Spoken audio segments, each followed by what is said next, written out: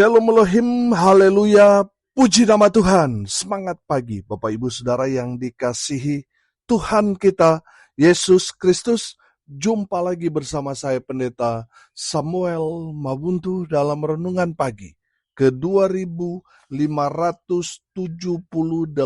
hari. Renungan pagi ini mengudara. Puji Tuhan.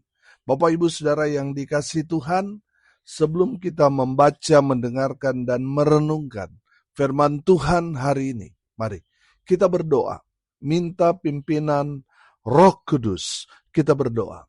Bapa di surga, berbicaralah kepada kami semua.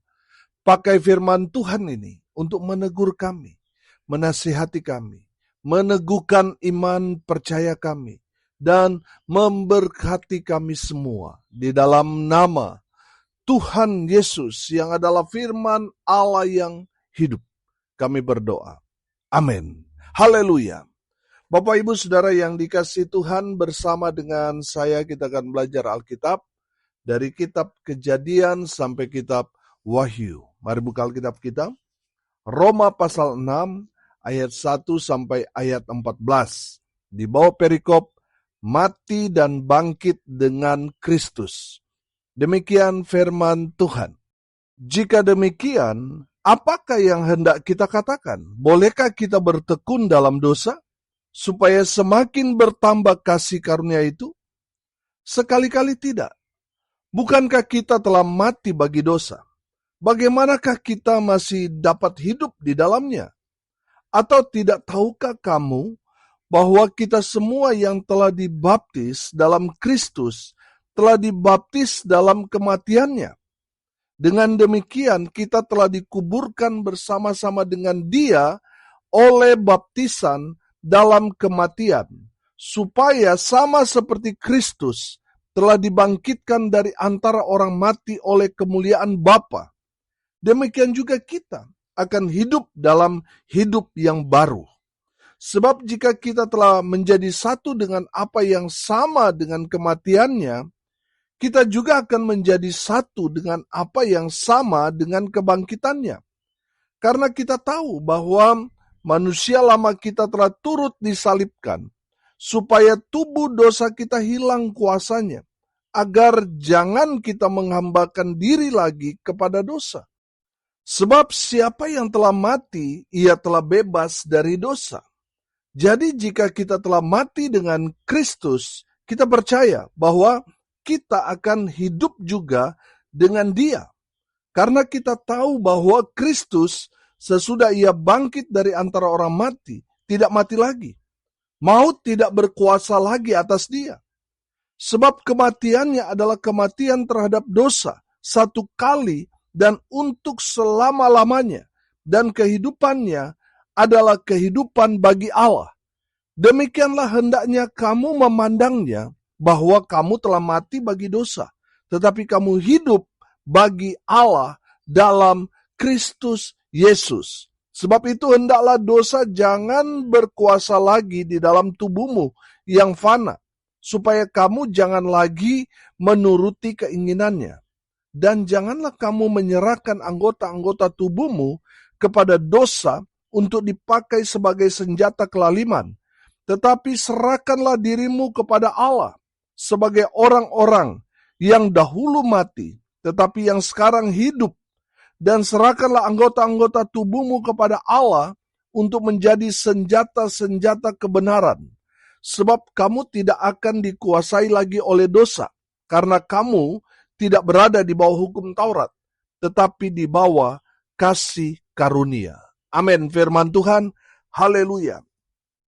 Bapak Ibu Saudara yang dikasihi Tuhan, di ayat 1 di sana ada pertanyaan. Apakah yang hendak kita katakan? Bolehkah kita bertekun dalam dosa supaya semakin bertambah kasih karunia itu? Karena di pasal 5 ayatnya yang ke-20 di sana berkata begini. Tetapi hukum Taurat ditambahkan supaya pelanggaran menjadi semakin banyak. Dan di mana dosa bertambah banyak, di sana kasih karunia menjadi berlimpah-limpah. Saudara yang dikasihi Tuhan, makanya timbul pertanyaan ini. Bolehkah kita bertekun dalam dosa supaya semakin bertambah kasih karunia itu. Saudara, saya percaya kita yang sudah menerima dan percaya kepada Tuhan Yesus, kita semua adalah orang-orang yang sudah mendapat kasih karunia itu. Dosa-dosa kita sudah diampuni. Amin. Kita telah dibenarkan karena iman kita kepada Kristus Yesus Tuhan. Haleluya. Saudara yang dikasihi Tuhan, kita yang sudah diampuni, sudah dibenarkan oleh karena Yesus, sudah seharusnya kita menjadi manusia yang baru. Hidup dalam kekudusan, tidak lagi hidup dalam dosa. Amin.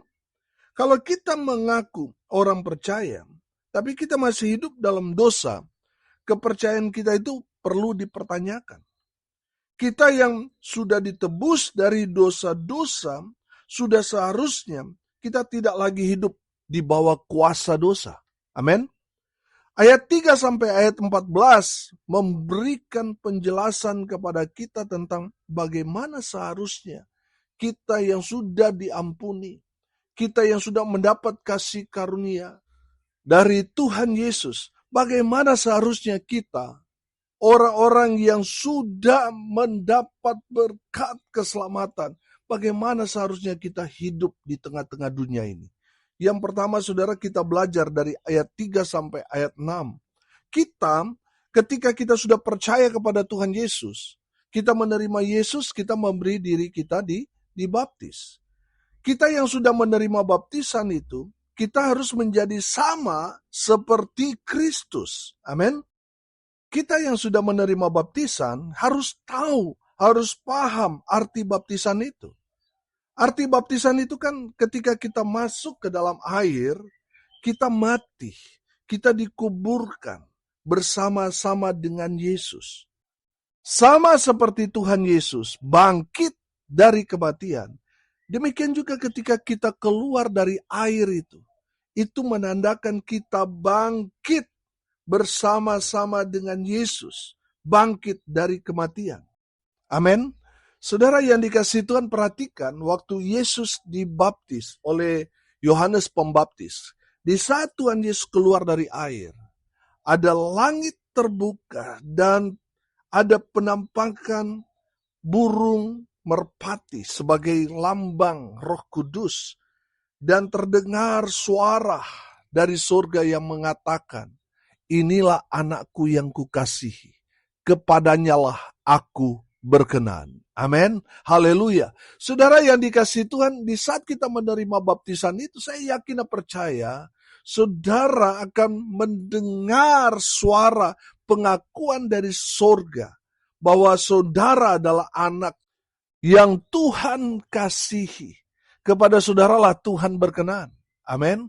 Memang tidak seperti waktu Tuhan Yesus dibaptis, terdengar suara audible, saudara. Tapi di saat kita menerima baptisan itu, saya yakin dan percaya, saudara akan mendengar dengan iman. Ada pengakuan dari surga, bahwa saudara dan saya yang telah menerima baptisan kudus itu, kita diangkat menjadi anak-anak Allah. Dan deklarasinya bukan hanya di bumi, tetapi di surga. Amin. Haleluya.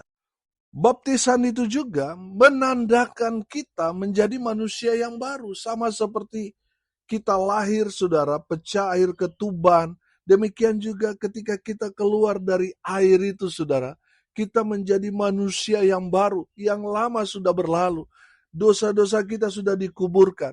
Dan di saat kita keluar dari air, kita menjadi manusia yang baru di dalam Kristus Yesus Tuhan. Amin. Haleluya. Bapak Ibu Saudara yang dikasihi Tuhan, saudara dan saya yang sudah menerima baptisan, saudara dan saya harus hidup dalam kekudusan. Amin. Kita harus hidup dalam perkenanan Tuhan. Kita harus menjadi manusia yang baru di dalam Kristus Yesus Tuhan.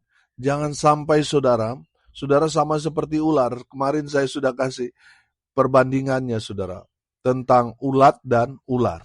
Saudara yang dikasihi Tuhan, jangan sampai kita sudah menerima baptisan, tetapi tidak ada langkah-langkah pertobatan. Kita masih saja hidup menjadi manusia lama kita. Sudah seharusnya kita yang sudah menerima baptisan kudus itu, ketika kita dibaptis, kita menjadi manusia yang baru di dalam Kristus Yesus Tuhan. Amin. Haleluya.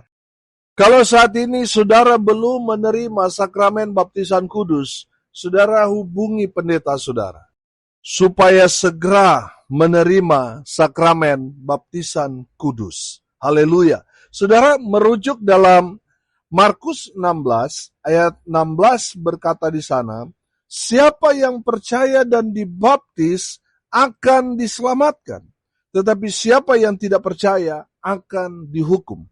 Artinya baptisan itu sebagai tanda kita percaya kepada Tuhan Yesus, kita bertobat, kita menerima baptisan itu menjadi rangkaian keselamatan dalam kehidupan kita.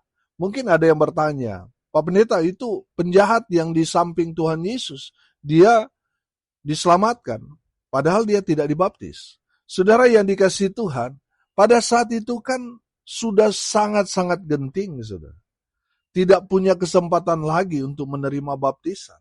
Saya yakin dan percaya, kalau penjahat itu punya waktu untuk dibaptis, saya yakin penjahat itu akan memberi dirinya untuk dibaptis. Saudara yang dikasihi Tuhan, kalau saudara punya kesempatan untuk dibaptis, kenapa tidak? Saudara yang dikasihi Tuhan, berilah dirimu dibaptis, supaya saudara mendapat keselamatan dari Tuhan Yesus Kristus. Haleluya. Yang kedua, dari kebenaran firman Tuhan ini kita belajar, kita harus hidup di dalam Kristus. Amin. Ayat 8 sampai ayat 12 sudah perhatikan di sana. Ayat-ayat ini mencatat bahwa Yesus telah mati buat kita, supaya kita yang percaya kepada Yesus, kita memperoleh hidup yang kekal. Saudara, Tuhan Yesus telah membayar dosa-dosa kita dengan harga yang sangat mahal, yaitu melalui kematiannya. Yesus rela mati buat kita, supaya kita tidak dihukum dalam kekekalan di neraka. Saudara, Tuhan mau saudara dan saya hidup kekal bersama dengan Bapa dalam kerajaan sorga selama-lamanya. Dia telah memberikan dirinya buat kita. Yesus telah membayar dengan lunas, supaya saudara dan saya tidak menjadi hamba dosa, tetapi menjadi hamba Tuhan. Amin. Saudara yang dikasihi Tuhan, sudah seharusnya kita yang sudah dibayar lunas itu, kita harus hidup di dalam Kristus Yesus Tuhan. Amin. Haleluya. Saudara yang dikasihi Tuhan, kalau kita berhutang kepada seseorang, sudah pasti kita menjadi hamba dari orang itu sampai hutang-hutang kita lunas. Betul? Saudara yang dikasihi Tuhan, Tuhan Yesus telah membayar dosa saudara dan saya, supaya kita menghambakan diri kepada Dia. Amin. Saudara, kita harus hidup di dalam Kristus. Supaya apa, saudara? Supaya Kristus hidup di dalam kita. Amin. Kalau Yesus ada di dalam hidup kita, kita ada di dalam hati Yesus. Oh, haleluya. Apa yang saudara minta, apa yang saudara doakan, Tuhan pasti akan jawab. Karena apa? Karena kita hidup di dalam Kristus. Kristus ada di dalam kehidupan saudara dan saya. Maka apa yang kita doakan, Tuhan berikan buat kita. Haleluya. Bapak Ibu Saudara yang dikasihi Tuhan, kita harus hidup di dalam Kristus Yesus Tuhan. Bagaimana caranya? Kita harus hidup menjadi pelaku-pelaku firman. Kita harus taat pada kebenaran firman Tuhan. Amin. Saudara dan saya harus hidup di dalam Kristus Yesus Tuhan. Haleluya. Dan yang terakhir saudara, di ayat 13 dan ayat 14 dari kebenaran firman Tuhan ini, kita belajar. Mari kita serahkan hidup kita kepada Tuhan. Bukan kepada dosa, tapi kepada Tuhan. Ada banyak orang Kristen menyerahkan hidup mereka kepada dosa. Sehingga anggota-anggota tubuh mereka dipakai iblis untuk menjadi senjata kelaliman. Saudara yang dikasihi Tuhan, serahkan dirimu kepada Allah yang dulu mati, tapi sekarang saudara memperoleh hidup. Saudara harus menyerahkan seluruh anggota tubuhmu untuk menjadi senjata-senjata kebenaran. Amin. Haleluya. Saudara yang dikasihi Tuhan, mari kita mau serahkan hidup kita kepada Tuhan. Kita mau mengabdi untuk Tuhan. Kita mau melayani Tuhan sesuai dengan karunia, sesuai dengan talenta yang Tuhan sudah berikan kepada saudara dan saya. Kita gunakan itu untuk melayani Tuhan. Amin. Bapak Ibu Saudara yang dikasihi Tuhan, serahkan hidupmu kepada Tuhan. Maka saudara akan melihat Tuhan akan beracara dalam kehidupanmu. Saudara tidak perlu khawatir, karena saudara sudah menyerahkan hidupmu kepada Tuhan. Tuhan yang akan urus saudara. Amin. Tuhan yang akan pelihara saudara. Tuhan yang akan menyediakan segala keperluan kebutuhanmu. Karena apa saudara? Saudara sudah menyerahkan semua kehidupan saudara kepada Tuhan. Tuhan yang bertanggung jawab akan kehidupan saudara dan saya. Amin. Tuhan yang akan ambil alih seluruh kehidupan kita. Karena kita sudah menyerahkan semuanya kepada Tuhan. Kalau kita sudah serahkan kepada Tuhan, jangan lagi hidup dalam kekhawatiran, ketakutan, kecemasan. Tuhan yang akan bereskan semuanya. Amin.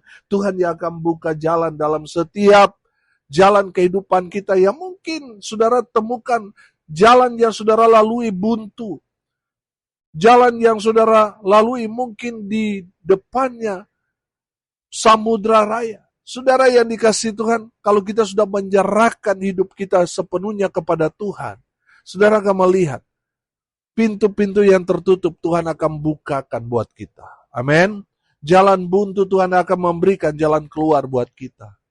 Samudra raya yang ada di depan kita Tuhan akan bukakan supaya kita dapat berjalan melewati samudra raya itu. Karena apa? Karena saudara sudah menyerahkan hidup saudara kepada Tuhan. Tuhan yang bertanggung jawab akan kehidupanmu. Amin. Haleluya. Saudara yang dikasihi Tuhan, hari ini kita belajar.